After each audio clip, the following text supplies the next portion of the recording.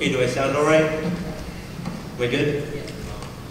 Okay, thank you. So, my name is Joseph Fisher, I'm the lead programmer, and this is our lead artist, Caleb Shaw, and we're so sorry that our other three members, Joshua Sparks, Simon Flowers, and Callan Kimball weren't able to come here today. We wish that they would so we can show them exactly what we have created in the meantime. And so, I would first like to talk about the story. So the story that we decided was to have this mysterious and ominous presence. The game is dark specifically to teach the player that this is a world absent of life. You don't hear any outside sounds. All you hear is you moving through this house where you have to unlock these walls which fall down, increasing the size of the room. And it creates this new ambient feel. And so we'll go into the game. And so, from this premise, what we were able to tell is that you have this room, you have various things around the room. We decided to make a backtracking, so if you look up on one of the walls, you'll be able to see parts of the new or the next room's puzzle. And so we decided as you keep going on, you're going to have this threat of this flood, keep it in the water, rising up and up and up, and we have a timer that is set for 3 minutes.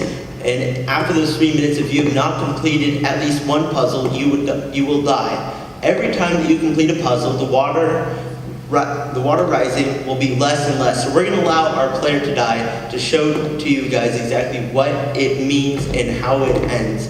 And so we have restart screens because we want the player to keep going. We want them to learn how to keep maneuvering through the world. And so the way that we did this is that we have 4 basic puzzles. We have the first room, which is simply to teach the player how to grab an object and also how to use it on a wall, which you simply walk to it. The second one we have is in the second room where you have a jumping puzzle and you have to jump to areas in the first room to collect the key. In the third area, you have this mysterious painting that's very ominous. And so what you have to do is if you look in the first room, underneath the bed, there's a ring that you need specifically to unlock this painting. And so when you pick up the key, it's supposed to show that there's magic in this world. And so the painting frame will open automatically, and when you come back, it'll be ajar and you'll be able to pick up the key. And then finally, in the last room, there are 4 mysterious pedestals. What you need to have done is that in all the 4 rooms, there are orbs. The reason for these orbs is that you need to pick these up, move to the next room, and as soon as you get to the end, you should have 4 hidden orbs. Once you have these, the game will be able to be completed and you will officially win the game. And so that was the base idea. The first room, of course, is supposed to be a tutorial. We have a second one that teaches the jumping mechanics. The third that gives this magical atmosphere. And the fourth that has the pedestals. The reason for the magical atmosphere being so important is because we wanted to have a backstory that the player can create themselves.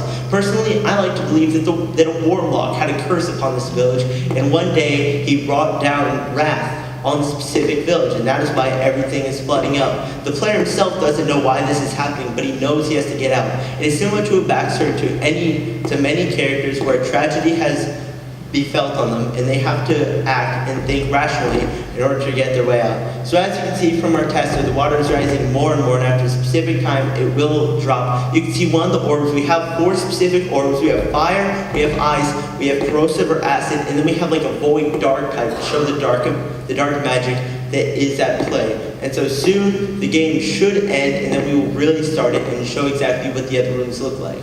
And so we had various people of our team design separate things. Caleb Shaw, he made sure that all the textures were working, so if you hit R, it should restart. And so now we will go through. When you pick up the first key, you will notice that it fills it up on your UI. When you pick up the orb, it also fills it in.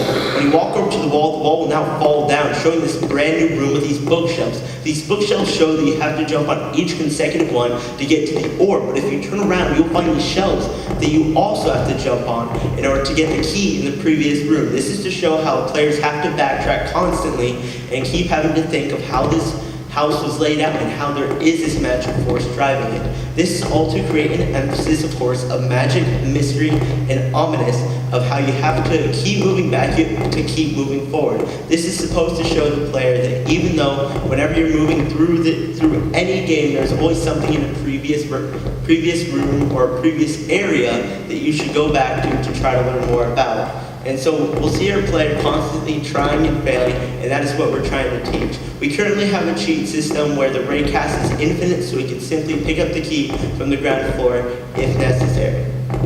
And so as you can see, he completes it, he gets the key on the hook, and finally, you have this new puzzle, this puzzle that's inside of a room, and you're not exactly sure how to complete it. So when you walk in, all you see is a painting of a woman, and she's crying. You don't know why, but if you look at her hand, there's a ring missing. This is to teach the player that they have to look closely for specific things. If you go back to the original room, you can see a key in the water now because the water has risen so much. And so when you pick up the key, it has this, of course, magical feeling. And finally, it is open. You can pick up the key, and now you can move on to the next room. But there's that hidden orb, just like in each of the areas. And then once you pick it up, you can go into the next room, and then you finally have the pedestals. The pedestals, you can grab the last void orb, and then you can eventually move to the pedestals. Once you move to the pedestals, move closer. Yeah. Once you move to the pedestals, it ends the game. You have managed to leave the village, but what you do after, you are not sure. This is supposed to give the player a specific feeling of nuance. It is their story. It is not our story. They're playing to create their own backstory on whether or not they're able to survive this tragedy and do what they want after. Thank you.